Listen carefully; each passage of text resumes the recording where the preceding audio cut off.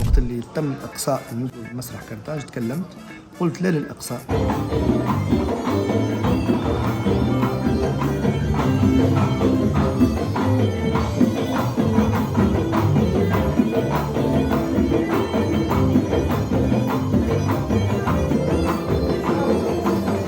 بالنسبة للاختيارات، كل واحد واختياراته وكل حد والتوجه نتاعو، احترمه اختيارات الناس. انا في الموقف نتاعي اللي قلته ما نحبش نرجع له. انا وقت اللي تم اقصاء النزل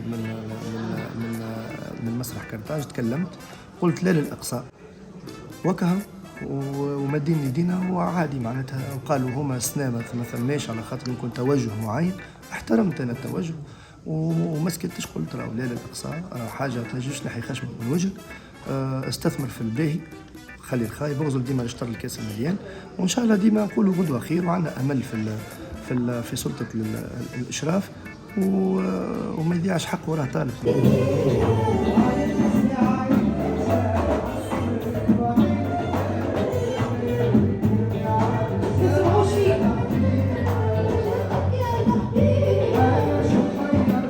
الفنان يحب اللفتة الكريمة ويحب تثمين الجهود، ويحب حتى كلمة بارك الله فيك تهزله من مورالو، تخليه معناتها تخليه عنده شحنة معنوية مرتفعة باش ينجم يواصل وينجم معناها. هي توا جايزة أفضل فنان رمزية ومعنوية أكثر منها مادية وأكثر منها إن شاء الله نكونوا عند حسن الظن نحن، إن شاء الله نخدموا ونقدموا معناها أحسن ما لدينا، ونحاولوا نطوروا من حالنا.